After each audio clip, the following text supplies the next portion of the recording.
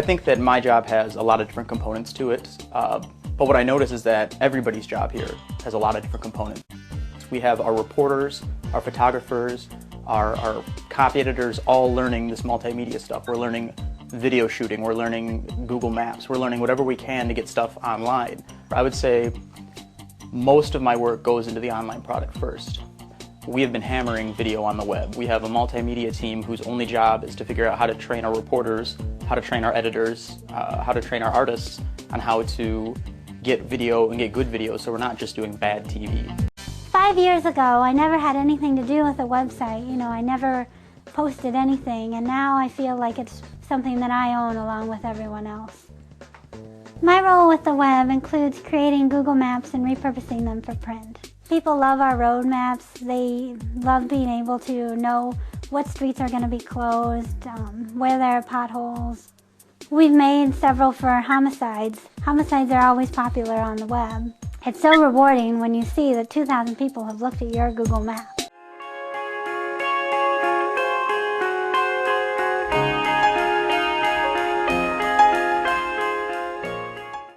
Technicians are usually supervised by a librarian. A typical day may include hours spent in front of a monitor, or bending and stretching to replace books and materials. Job requirements vary widely, from a high school diploma to a specialized college degree. Library technicians earn higher wages than other full-time library assistants because of their computer skills.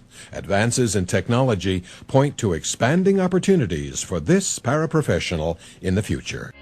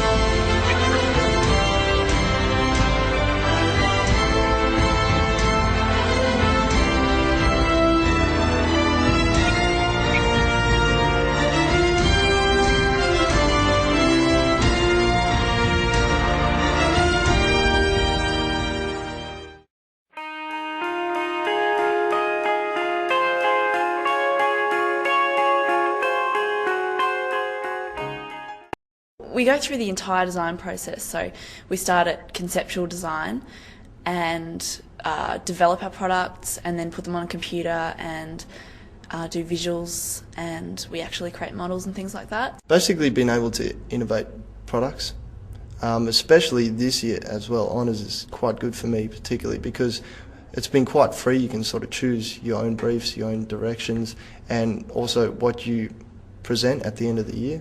You can also specify what you want to produce, whether it be a prototype or a digital sort of output of some sort.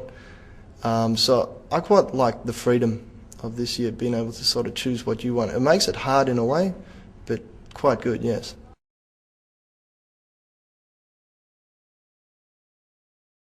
Maybe at the end doing presentations in front of like a panel of people. Well, a lot of employers like to see that there is some industry work before they do hire you. They sometimes say 1 to 2 years industry experience required, so then that sort of builds towards it.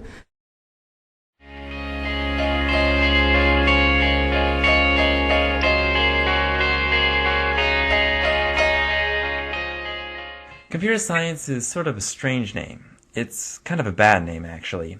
Really, it's information science.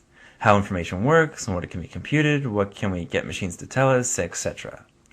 Computer science is misleading because it makes people think of computers when the real work of the computer scientist isn't really about computers, but about information. It's a bad name the same way automobile physics would be a bad name for physics. Physics is physics. It's how the world works. Well, we think. So if we call it automobile physics or car physics, it would make people think about cars when really it's much more than that. So computer science is a sort of information science, and information science is more to do with math than computers.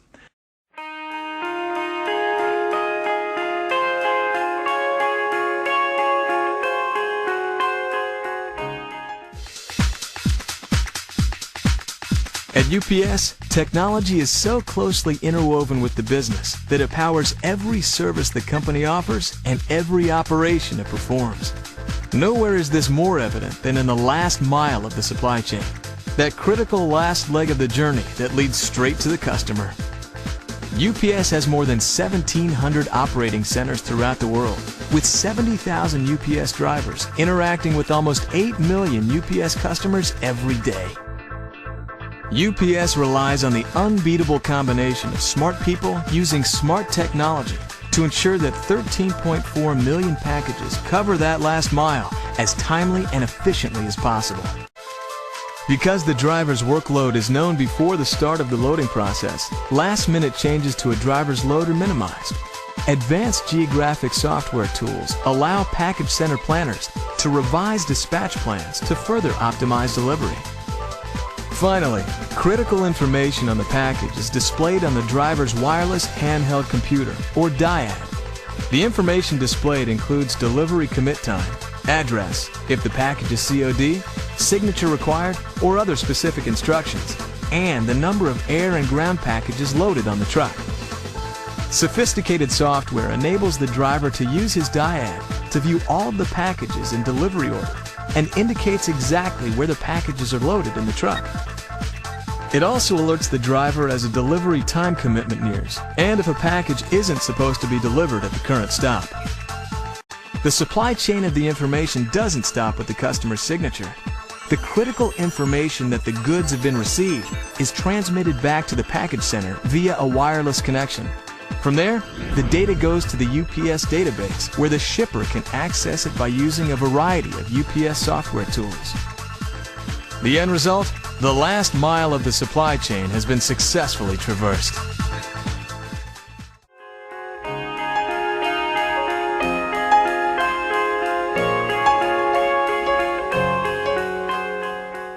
Since the Wright brothers' inaugural flight at Kitty Hawk in 1903, aircraft have come a long way. Aeronautical engineers work on aircraft which operate within the Earth's atmosphere, while astronautical engineers deal with spacecraft which operate outside the Earth's atmosphere. The people who design and develop air and spacecraft, often called aerospace engineers, may be experts in a variety of disciplines, including aerodynamics, propulsion, thermodynamics, structures, acoustics, or guidance and control systems. Since their designs are responsible for the safety of both people and equipment, aeronautical and astronautical engineers must be highly skilled and typically need advanced post-college education and training. Developing new technologies to compete in the defense and private aviation industries can be a challenging job. These engineers must be able to handle design deadlines and testing failures, while constantly finding innovative solutions in a competitive environment. To perform these jobs well, you should have a strong sense of curiosity and willingness to constantly learn the latest technologies. If your imagination is captivated whenever you see a plane fly overhead and you have an aptitude for problem solving, this may be a rewarding career choice.